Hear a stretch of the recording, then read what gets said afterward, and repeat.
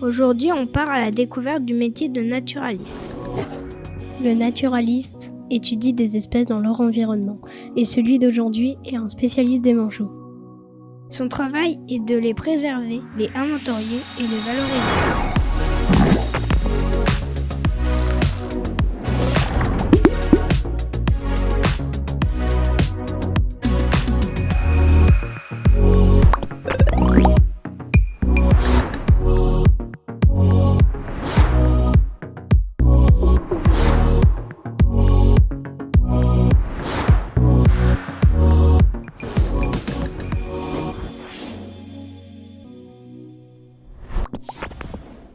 Ah, c'est quoi mon métier? C'est une vaste question, ça.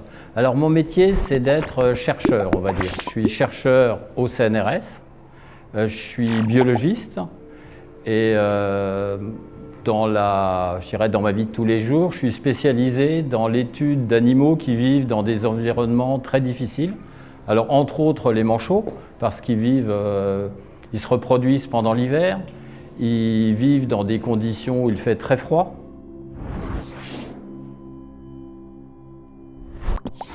En fait, quand j'étais un peu plus vieux que vous, en 5e, au début du collège, je savais que je voulais faire de la biologie parce que ça m'intéressait, c'est tout. Et puis, ça a continué à m'intéresser au lycée, je réussissais bien. Et puis, je suis allé à la fac de biologie. C'était ce qui me paraissait le plus évident. Et puis après, je savais toujours que je voulais faire de la biologie, mais je ne savais pas trop dans quelle branche, comment. Je ne savais pas si je voulais être vétérinaire, par exemple. Et puis à ce moment-là, il y a eu des opportunités plusieurs fois. C'est-à-dire qu'à la fin de mes études à l'université, il y a un professeur qui est venu me voir en me disant « on cherche des gens pour aller travailler sur les manchots en Antarctique. Est-ce que ça vous intéresse ?» Alors j'ai dit oui, ça m'intéressait parce que je pouvais faire mon service militaire dans un service scientifique et je partais pour une équipe scientifique faire des travaux. Voilà, puis après, ça a marché. Donc quand je suis revenu, on m'a demandé si je voulais faire un doctorat. Donc j'ai de nouveau dit oui. Et puis après, je suis rentré au CNRS, donc il y a un concours d'entrée. Et puis ensuite, j'ai continué à travailler, entre autres, sur les manchots. En fait, ce qui est important, c'est d'avoir, je pense, au moins une idée générale. Et puis après, d'essayer de voir les portes qui s'ouvrent, puis de choisir les bonnes.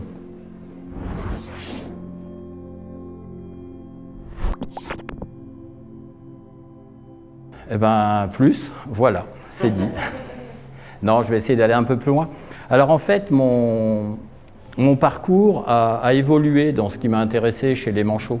En fait, tout au début de mon histoire avec les manchots, j'ai surtout travaillé sur leur adaptation au jeûne prolongé. Par exemple, certaines espèces, comme les adultes de celui-là, le manchot empereur, sont capables de jeûner naturellement pendant plusieurs mois, alors qu'ils se reproduisent, et ça en plein milieu de l'hiver antarctique, donc dans des conditions très froides. Donc on a essayé de comprendre comment ils s'adaptaient à ces conditions froides déjà, et puis surtout à ces conditions de jeûne, comment ils arrivaient à ne pas mourir de faim. On a montré qu'il y avait des substances au niveau du sang qui variaient au cours de ce jeûne prolongé. Et à un certain moment, ça constituait un peu un signal d'alarme pour leur dire qu'il fallait se réalimenter, sinon ils mourraient par exemple. Voilà, donc ça a été le début. Et puis après, il y a eu une évolution technique, une quinzaine d'années après.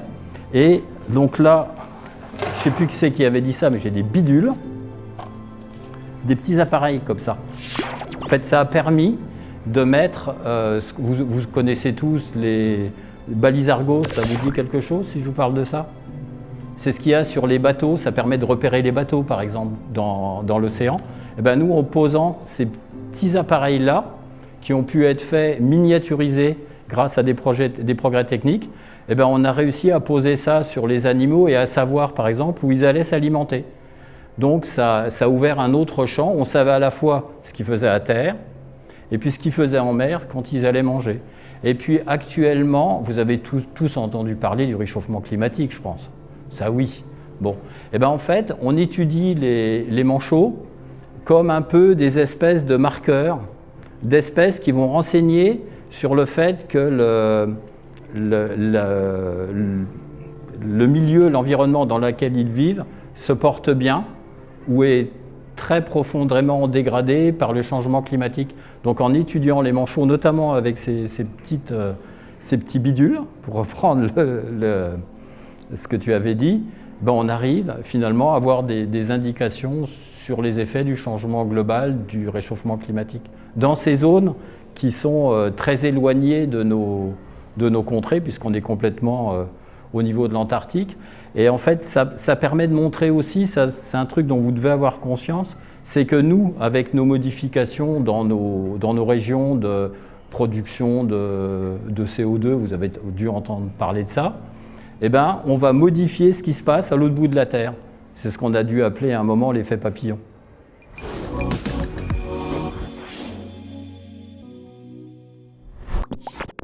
Bonjour. Où est-ce Bonjour. qu'on trouve les manchots dans la nature? Alors les manchots dans la nature, on les trouve exclusivement dans l'hémisphère sud. Mais ça ne veut pas dire pour autant, c'est l'image qu'on a souvent, que les manchots ne vivent qu'en Antarctique. C'est vrai pour le manchot empereur. Là, on a un bébé de manchot empereur. Mais par contre, on peut trouver des espèces de manchots jusqu'à l'équateur. C'est le manchot des Galapagos, mais toujours dans l'hémisphère sud. Est-ce que vous êtes déjà allé dans l'hémisphère sud, en Antarctique, Oui. voir des manchots? Alors, je suis déjà allé. Alors, je vais peut-être commencer par montrer une image. En fait, c'est juste pour dire où se trouvent les zones dans lesquelles je suis déjà allé. Alors, je suis déjà allé en Antarctique. Donc là, j'ai étudié il y a 40 ans le manchot empereur dans cette zone-là qui s'appelle la Terre Adélie, qui est une zone revendiquée par la France avec la base du Mont d'Urville. Du Mont d'Urville, c'est le nom de la personne qui a découvert l'Antarctique, enfin l'Antarctique, cette zone-là de l'Antarctique. Et puis sinon, donc, je suis allé dans ces îles-là. Alors il y a Kerguelen, l'île que généralement on connaît au moins le nom. Puis moi je vais dans des îles qui sont tout à côté, juste à 3-4 000 km. Donc ce sont les îles Crozet où il y a d'immenses colonies de manchots. Et je vais les étudier là. Donc là je travaille sur le manchot royal. Vous aviez très froid ou avec les équipements et tout Alors, moi j'ai pas froid, donc j'ai jamais eu froid. Alors après, on est bien équipé, hein, mais sans plus, je dirais, quand on va en Antarctique, en fait, pour étudier les manchots, on travaille sur la bordure du continent antarctique. Donc il ne fait pas très très froid, il fait -20, -30 en hiver et puis autour de 0 en été, donc ça va. Bah, c'est pas très froid, c'est de la froidure. Quelle est la différence entre manchot et pingouin? Alors, c'est pas pareil. Ça ne suffit pas comme réponse. Hein. Alors, les manchots, j'ai dit que ça volait pas. Alors, ça vole pas dans l'air, hein. C'est clair. Les pingouins, ça vole dans l'air. Et les pingouins, ça vit dans l'hémisphère nord. Donc, les pingouins au nord, les manchots au sud. Est-ce que les manchots ont les mêmes organes que nous?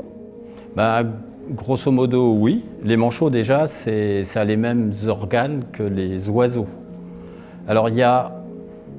Grosso modo, on peut dire qu'il y a à peu près la même chose. Donc il y a un cœur, il y a des poumons, il y a un foie, il y a des intestins, il y a des muscles.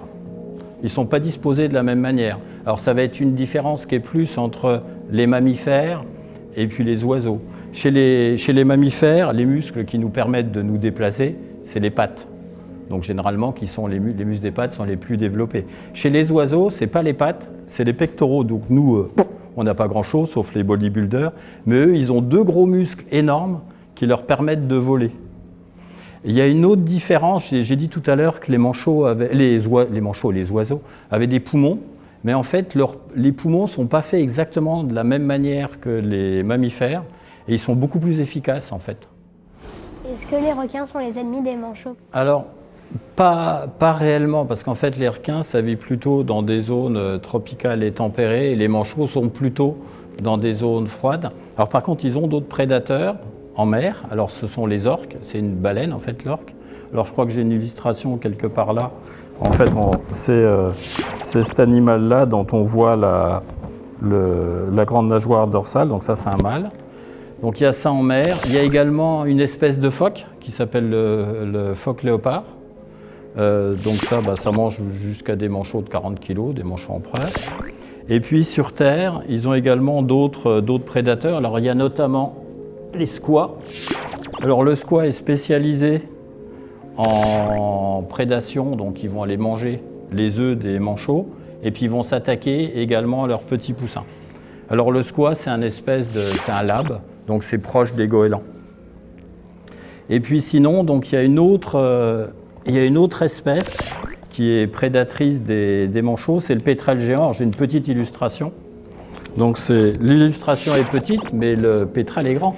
C'est gros comme une oie à peu près, et ça s'attaque aux gros poussins, ça mange aussi des œufs, et puis parfois ça s'attaque même aux adultes. Quand ils sont un peu blessés, ils se mettent à plusieurs, et puis ils les dévorent. Donc la vie d'un manchot n'est pas toujours très rigolote. Qu'est-ce que mange le manchot? Alors, c'est pas qu'est-ce que mange le manchot, c'est qu'est-ce que mangent les manchots, parce qu'en fait, ça va dépendre des espèces. Hein. Donc, il y a des espèces de manchots qui vont manger des poissons, et puis il y a des espèces de manchots qui vont manger des espèces de petites crevettes qu'on appelle le krill. Puis il y en a d'autres aussi qui vont manger des calmars, donc des poulpes, hein, des animaux comme ça. Alors, globalement, ça ressemble à ça.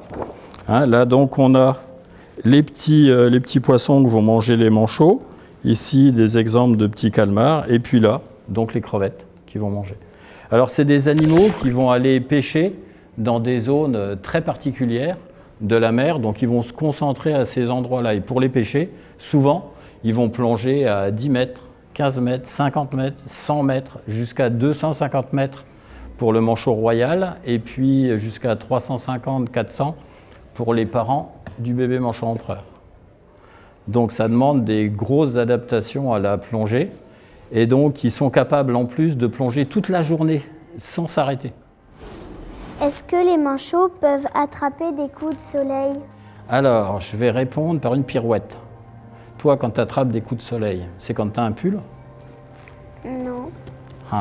Donc c'est quand ta peau elle est nue et que tu n'as pas mis de crème. Donc là, tu attrapes des coups de soleil. Alors les manchots, c'est toujours habillé. Ça a toujours des plumes qui vont les protéger du soleil. Donc, les manchots, c'est toi qui vas répondre à ta question. Les manchots n'attrapent pas des coups de soleil. Et ben voilà. Comment fait le manchot pour supporter les températures de l'Antarctique? Alors, c'est pas le manchot, en fait, parce qu'il y a des manchots, je vous ai dit tout à l'heure, il y a des manchots qui vivent en Antarctique, puis il y a des manchots qui vivent à l'équateur, donc au chaud. Donc c'est surtout comme on fait le manchot empereur, parce que c'est le seul qui vraiment va avoir des températures très froides pendant l'hiver, pendant lequel il se reproduit. Alors en fait, c'est ce que je vous ai un peu expliqué tout à l'heure, ils ont des plumes qui sont très dures, qui vont former c'est comme les tuiles d'un toit. Sous les plumes, il y a du duvet qui est très épais, très dense. Donc ça va permettre d'avoir de l'air qui est un isolant, qui ne va pas bouger du tout. Et puis comme ça, en fait, quand l'animal... Après, il y a sa peau, et donc la température est maintenue au niveau du duvet. Et donc ça lui permet de lutter contre le froid. Et chez un manchot, on a calculé que c'était presque la totalité de ce qu'on appelle l'isolation thermique, hein, le fait qu'il lutte bien contre le froid, c'était cette structure du plumage qui le faisait. C'est différent des mammifères, par exemple les phoques, qui ont une énorme couche de graisse. Quelles ont été les mutations nécessaires? En fait, si on compare les plumes du manchot empereur à celles d'autres manchots, par exemple du manchot Adélie, chez le manchot empereur, c'est celles qui sont les plus dures. Et quand, par exemple, alors, normalement on ne fait pas ça, mais quand on caresse, on prend un plumage de manchot empereur à rebrousse-plume, par rebrousse-poil, hein, chez eux, en fait, ça ne bouge pas du tout. Donc ça veut dire que les tuiles, en fait, constituées par les plumes, sont très solides et empêchent l'air de bouger. Donc ça, c'est une adaptation, je ne sais pas si on peut dire que c'est une mutation, mais c'est une adaptation et c'est moins net chez les autres manchots, mais qui ont moins de froid à supporter. Et puis si on fait ça, alors je ne vais pas le faire sur un oiseau normal, mais vous avez déjà dû voir des oiseaux qui volent dans le vent. S'ils sont dos au vent, ils ont les plumes qui volent de partout. Et ça fait des fuites d'air, et donc ça les refroidit. Alors Zach, en un mot, cette interview, tu l'as trouvée comment? J'ai bien aimé. C'est la première fois que je fais le journaliste et j'ai bien aimé. Bien, j'adore le vaisseau et ses animations. Ça fait la première fois que j'ai fait ça. C'était génial. Oui, J'avais jamais fait ça. Et puis c'était marrant. J'ai trouvé bien cette interview parce que chacun a le droit de développer ses passions. Bah oui, c'était intéressant.